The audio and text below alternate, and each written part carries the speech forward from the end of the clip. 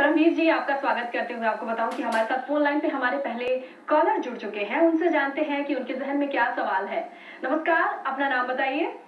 जी। हमारा संपर्क नहीं बन पा रहा है। परमवीर जी, हम सब जानना चाहते हैं कि डिजिटल मार्केटिंग और ई कॉमर्स क्या कुछ स्कोप है, और इससे पहले इन दोनों में डिफरेंस क्या है, अंतर क्या है? हाँ जी। जी। अगर डिजिटल मार्केटिंग की बात करें तो ये एक वास्ट फील्ड है, जबकि अगर ई कॉमर्स की बात करें तो ई कॉमर्स डिजिटल मार्केटिंग एक पार्ट है। ई कॉमर्स में हम लोग प्रोडक्ट्स को सेलिंग करना, ऑनलाइन प्रमोशन करना, इस पे काम करते हैं। बट डिजिटल मार्केटिंग में हम डायरेक्टली ऑनलाइन ट्रांजैक्शन के अलावा किसी कंपनी का या किसी बिजनेस का या किसी इवेंट का ऑनलाइन प्रमोशन करते हैं जी। तो हम लोग अगर नेटशल में बात करें तो हम बोल सकते हैं कि ई कॉमर्स डिजिटल मार्केटिंग का एक पार्ट है। जी जी। ऐसे में अगर हम देखें कि क्या कुछ स्कोप बनते हैं, कैसे इस फील्ड में एंट्री पाई जा सकती है, इससे पहले हम अपनी कॉलर से बात करते हैं, उनसे जानते हैं क्या कुछ वो जानना चाहते हैं। नमस्कार, अपना नाम बताइए, सवाल कीजिए। ये हम ये पूछ रहे थे, हम इस तरह इंटर वाला में कौन से किस लाइन में हमको जाना चाहिए इंटर के बाद? इंटर के बाद कौन सी स्ट्रीम चुननी चाहिए, परमवीर जी ये जानना चाह रहे हैं। कंटिन्यू कीजिए परमवीर जी, आप कंटिन्यू कीजिए। हाँ जी।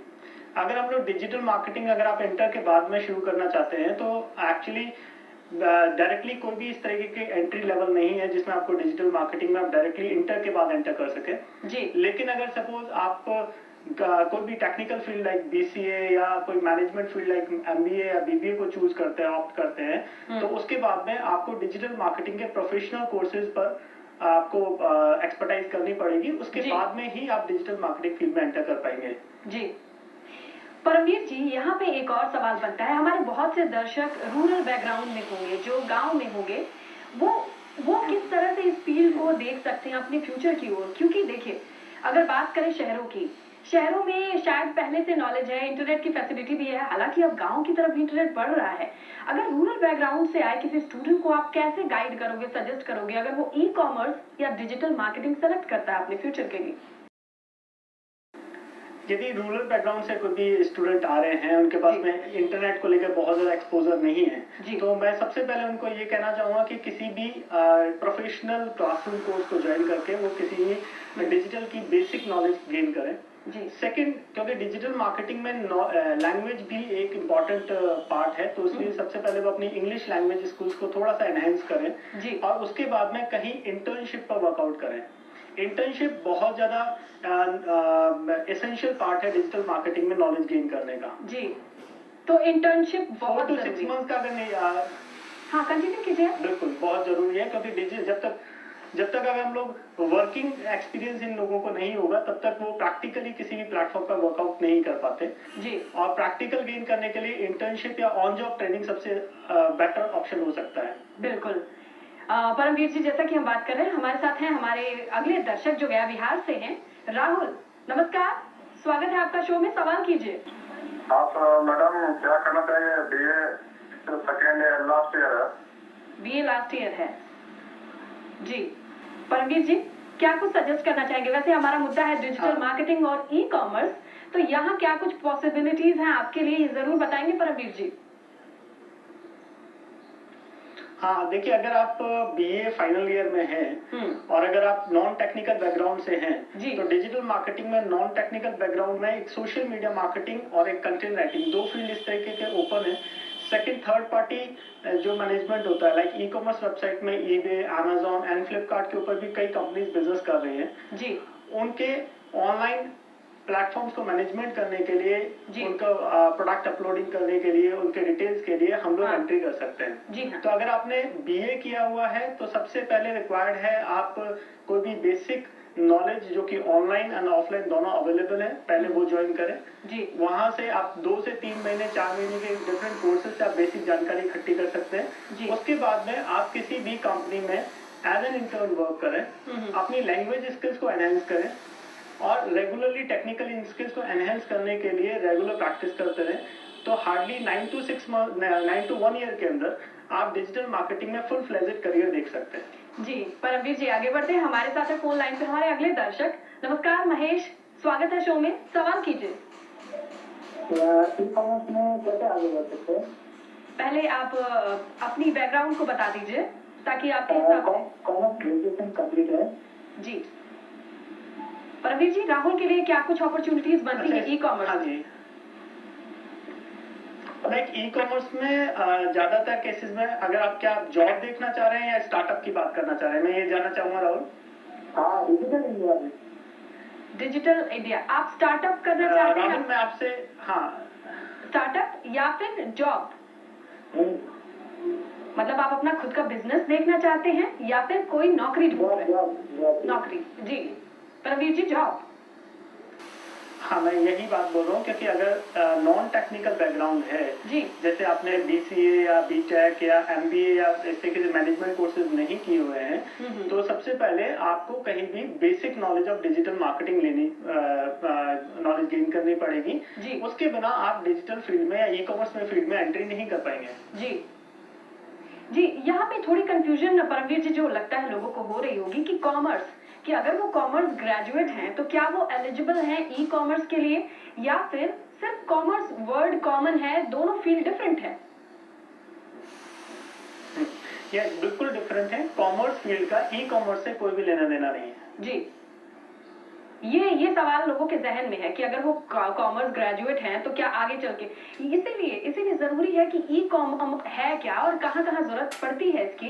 अगर परमवीर जी मैं कहूँ कि आज से 5 या 10 साल पीछे जाएं, जब इंटरनेट की दुनिया नहीं थी और फिर धीरे धीरे इंटरनेट पे लोगों की डिपेंडेंसी बढ़ी, कैसे ग्रेजुअली विकास हो गया, ई कॉमर्स हमारे लाइफ में आया कैसे? जी हाँ बिल्कुल, लाइक अगर हम लोग देखें जब जैसे जैसे इंटरनेट का पेनिट्रेशन इंक्रीज होना शुरू हुआ, लोगों को ऑनलाइन प्रोडक्ट का, और कभी हम लोगों ने वेबसाइट्स के थ्रू प्रोडक्ट्स को प्रमोट करना शुरू किया जी, तो उस केस में कुछ कंपनीज ने इस चीज में एक अपॉर्चुनिटी देखी और कि हाँ। प्रोडक्ट को विदाउट मार्केट में गए हुए, विदाउट फील किए हुए, वो ऑनलाइन उनको एक्सपीरियंस करके घर बैठे ऑर्डर प्लेस कर सकते हैं जी। तो धीरे धीरे ई कॉमर्स की एंट्री स्टार्ट हुई जी। जैसे जैसे ही बहुत सारे payment gateways and online payment facilities increase हुई, बैंकिंग सिस्टम और स्ट्रांग हुआ, इंटरनेट और स्पीड लेने लगा तो कई कंपनीज में इसमें स्टार्टअप में आना शुरू हो गया।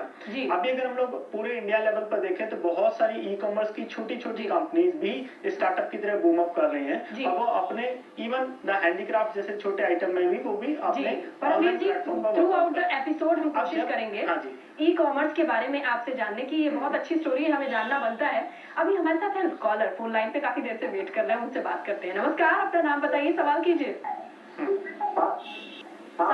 नमस्कार जी, सुनील कुमार। हाँ जी, प्रश्न कीजिए आपका। हाँ जी, बीटेक किया है मैंने सिविल ब्रांच से।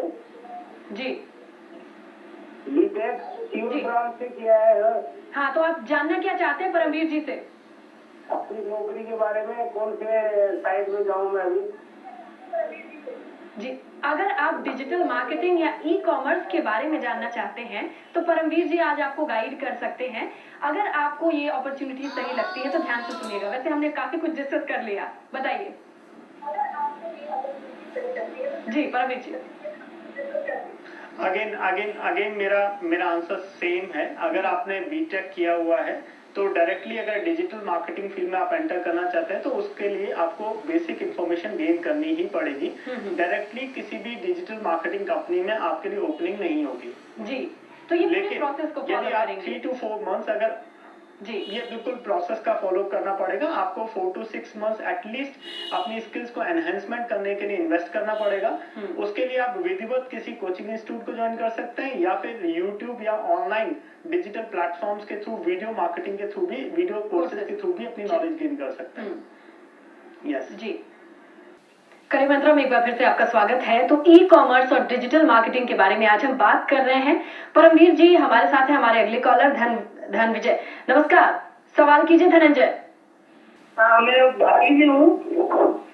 12वीं में हो? हाँ। तो क्या आपको लगता है डिजिटल मार्केटिंग और इस फील्ड में आप करियर बनाना चाहते हैं? वैसे परमवीर जी क्या गाइडलाइन है इनके लिए? हाँ।